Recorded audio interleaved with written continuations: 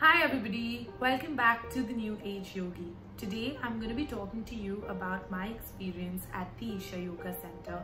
Bear in mind that this is going to be a very detailed video, so I'm going to take my own time with it, and in case you're not free at the moment, I would request you to come back at a later time and watch this video in its entirety, because there are lots of aspects that I'm going to be touching upon, and there are certain things that I want to talk to you about which can come into anybody's yogic journey.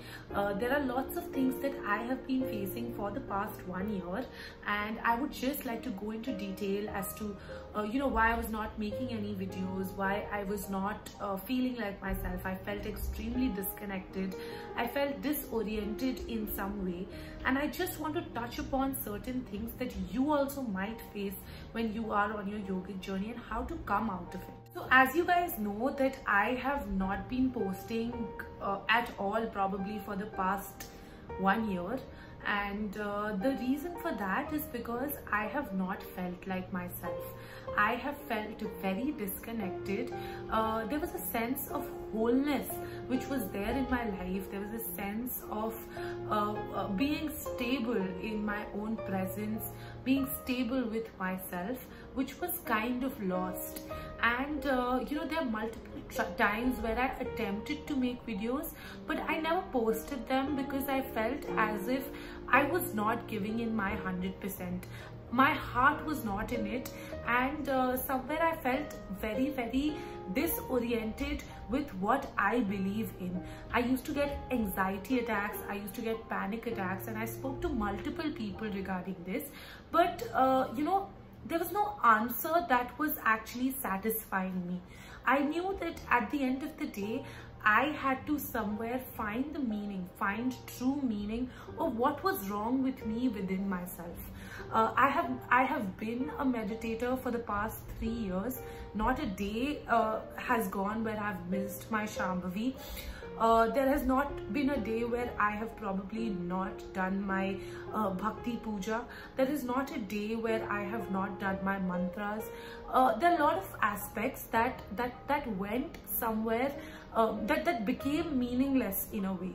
I used to do everything just the same way, but the kind of pleasure that you derive out of doing your spiritual practices was somewhere extremely lost. I started this channel for the sole purpose of telling people about my experiences, of telling people of how I transformed, of basically educating people of how, if the young generation today, if they are interested in spirituality, what are the ways. There are lots of reviews that I have on this channel, but I felt as if when I am not whole within myself, if I am not feeling content, there's no point of actually speaking to others or telling others, because I'm not practicing what I'm preaching. I am not feeling connected, so how can I tell other people that on how to get connected? How can I tell other people that you need to believe in something to do it when I was myself not feeling the same way? I did a lot of things. I'm going to tell you about what I did, but I think the turning point of me starting to feel like that again was after I went to the Isha Yoga Center, and there was a lot of transformation in my own personal self that came when I went to the Isha Yoga Center. Now I just want to clear something out. The world is going through a shift. There's a very big paradigm shift which is happening, because of which this pandemic has come into play. This is the new normal, and we all have to live with it. With the external circumstances changing, there was a very big internal shift that also happened. A lot of people also told me that there is a consciousness, a collective consciousness which is there, and the collective consciousness of people is of disparity. The collective consciousness of people today is that of fear, is that of anxiety, and maybe somewhere that is catching on to you. Maybe you are getting affected by people around you. I personally never had the coronavirus. I have taken my vaccination now, and there are people around me that did get it. There were deaths. there were illnesses, but somewhere I never let that affect me in any way. However, subconsciously, maybe that was affecting me in a certain way. I spoke to a lot of counselors, and I never got a satisfactory answer. I didn't get an answer that I was satisfied in. And I thought the only way to proceed, the only way to actually make myself whole again, the only way to actually make myself feel connected to the divine again, was if I went to the divine itself. And the closest I have probably to the divine, or something which is accessible, is probably the Isha Yoga Center. Going to go to the Isha Yoga Center, I didn't really get a booking in the cottages. So what I did was, being from a hotel industry, it is very easy for you to basically stay in one of the hotels. The sad part was that in and around every hotel was also booked. So I stayed at the LM Coimbatore, which is the Le Méridien Coimbatore. It was quite a distance from there to go to the Isha Yoga Center, but I had an arrangement for a cab and everything. So I started I think I started on the 25th night. I took a bus from Chennai, and I reached in the morning at about 5-ish to Coimbatore. After that, of course, I checked into my hotel, had breakfast, and I left by a cab to the Isha Yoga Center. I remember my entire journey was that of dreams coming true. I felt like the dream that I had of actually visiting the ashram, the presence of something divine, was coming true. I felt this happiness that you have as a child when you are getting something that you always wanted. When a child gets their favorite toy, it was like that. It was probably after multiple birthdays of probably celebrating with friends and other people that I felt that I was truly happy. This was probably one of those birthdays after probably 10 years of age, where I was truly doing what I wanted to do and what I really needed. And I considered going to the Isha Yoga Center as a gift from the divine, as a birthday gift that I got from Sadhguru. I felt so alive in my entire journey, seeing different things, seeing different people, seeing really small huts, and just thinking to myself, wow, these people are so lucky. They get to live so nearby the ashram, and they can get to access the Dhyanalinga and its magnitude in its glory. When I entered the Isha Yoga Center, I knew that there were not all facilities which were available because of COVID. So I went with the mindset that I would not be able to do probably all the experiences that are supposed to be done. Like something like the Surya Kund was closed. You know, there were lots of facilities which had changed, which were not available, or and I also wanted to get like a Kleshnash Puja done for myself, which is basically the fire cleansing that is done. But all those facilities were not available during this time. But the only good part was that I never went for all of those things. I simply went for the Dhyanalinga, and that is something that I experienced in the most beautiful way. So I entered from the back gate because they had actually changed the entry. So I entered, and the first thing that came to my notice after probably all the formalities and the registration that needs to be done was the Adiyogi statue. Now the Adiyogi statue is magnanimous. We all have seen photos of the Adiyogi statue, but when you really stand in front of the Adiyogi statue and you see how humongous it is, how beautiful it is, and the kind of divinity that the statue holds, it just puts you in a completely different headspace. It just makes you feel like there's not too much that you can do to grasp the feeling and the vibrations of it all. The beauty of the place is awe-inspiring. The mountains that are laid out, you know, the kind of pathways that are made, the bullock carts. I happened to actually sit on a bullock cart once, and then I walked the entire way once, and everywhere there is chanting which is going on. You see meditators along the line. Anywhere can just any person can just sit anywhere and do their prayers, do their sadhana, and the place is made in such a way where the vibration of that place is so welcoming, it's so positive, it just puts you in a different mind space in a certain way. Now with all of this, I realized that as we are going through, there's a certain kind of reverence for every statue, every pillar, every stone and every brick of that place, because it's all exuberating the actual presence of a magnificent being. With the divine respect that we have for Sadhguru, we realize that everything in that space is probably sacred.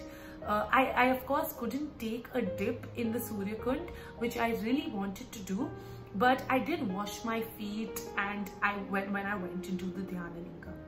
Now when you actually enter the Dhyana Linga, of course everything is sacred and everything is beautiful. There is a complete different shift in the way you feel when you enter the gates. You climb the steps, and as you press your feet on those steps, there are different energies or probably different bubbles inside you that burst, and you would not believe how powerful that feeling is. As I entered the gates of the Dhyana Linga, on 15-degree angles, you see the masculine and feminine energies. You see the statue of Patanjali, you see various other gods and demigods over there, and you just have to slowly plod along. The first day when I went there, there were multiple people that were sitting there. There were lots of people that had come as meditators. There are lots of people who just come, probably take a parikrama, and then they leave. The good part, the best part about the whole thing was that on both those days, they were letting us actually climb steps, go to the top of the Dhyana Linga, and actually pour water on top of the Dhyana Linga. Now, the Dhyana Linga, the statue, is always supposed to be wet. I think it's also mandatory that you basically wet your body, wet yourself before you enter the Dhyana Linga, because it increases the receptivity of the spiritual energy that the Dhyana Linga is here to offer. I went there and I sat in a meditative posture. Of course, I sat in the Ardha Siddha Asana, which is taught when you're doing your Shambhavi Mahamudra. I sat in the asana and I didn't know where time had passed. I did not really understand when time passes. You don't even care about what others are doing. There will be people making some sounds because that's just people. But yes, everyone will be told to stay quiet because you do not want to interfere with someone else's sadhana or someone else's meditation procedure. The good part was that when I sat there, I felt this upsurge of energy that was completely settled in my head. So my entire crown area felt this huge energy surge that happened, and probably I feel that I couldn't even feel any other part of my body. The only part that I could feel was my head, and my head was going to as if explode in some way. And the whole beauty of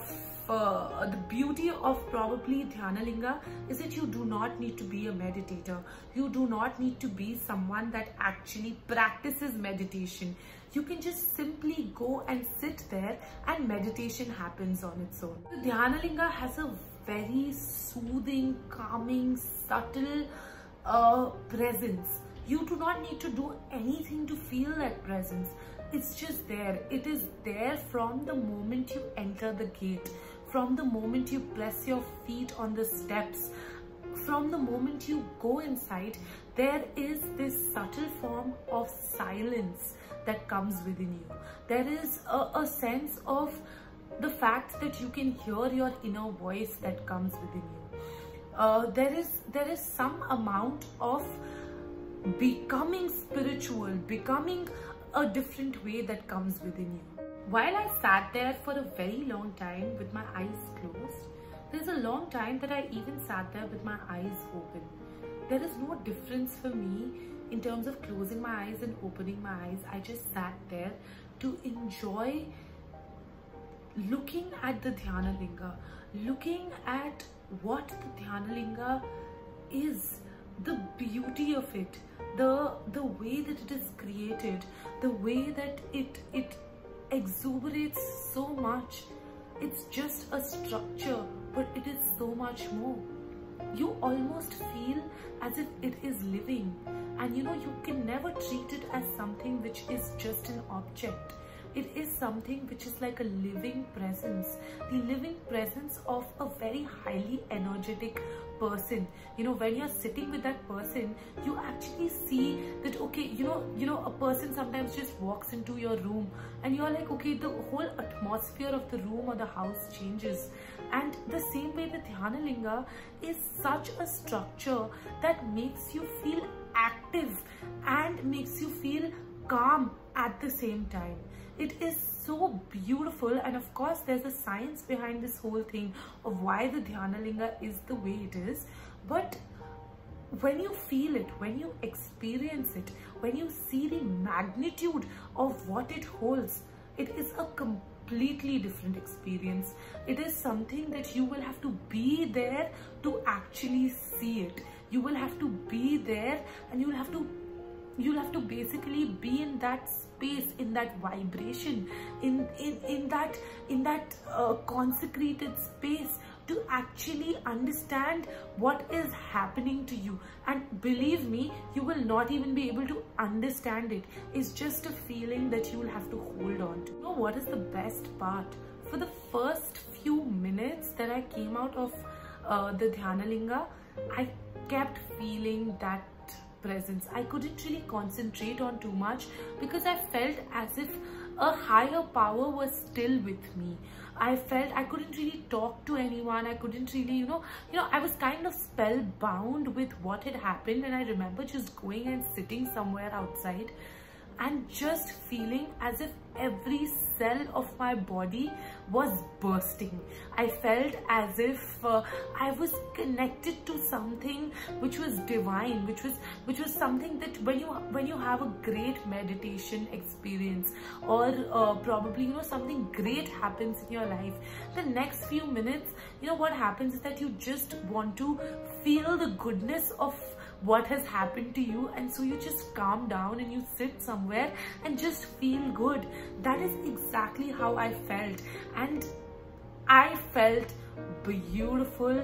The kind of problems that I was having, my anxiety went down magnificently. I've not had panic attacks since then. I feel this deep sense of calmness. Earlier, in this past 1 year, when I was doing my Shambhavi, in the last 6 minutes where you just have to sit with yourself, you feel, I used to feel personally as if I need to get up because my mind used to jump from one place to another. Till today, I think probably every Shambhavi I have done, I've had that presence with me. I've had the presence of the Dhyana Linga with me. I even got a photo of the Dhyana Linga, and as Sadhguru says, you do not have to really be in the Dhyana Linga to access it. Even a photo is good enough, even having Dhyana Linga with you in your heart is good enough.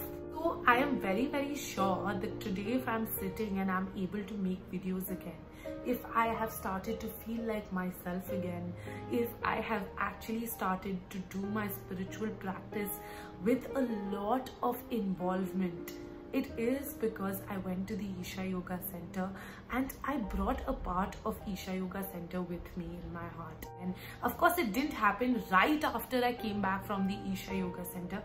There were still times where I would feel a little anxious, I would feel a little fearful. But with constant Shambhavi practice, I have been able to again find that balance within myself. I have been able to somewhere find myself again more than anything else. I have started to feel whole again. I have started to feel positive in the most negative circumstances. I have started to feel good about being with myself again. And I think that's a great possibility to have. And I think I have probably progressed leaps and bounds from where I was 6 months ago, because I remember being down in the dumps. I was absolutely feeling helpless. But after coming back from the Isha Yoga Center, I have started to feel as if I am connected with the divine again, and that is the most beautiful feeling in the world. So if you've not made your trip to the Isha Yoga Center, if you've not taken a piece of Isha Yoga Center and come back, I humbly request you to do that very soon, please. Of course, I wouldn't say that, go right now, but yes, you can always plan on going once this entire situation is over. And I'm telling you, it will be worth it. It always is. Thank you guys. That is all for the video today. Take care. Bye-bye.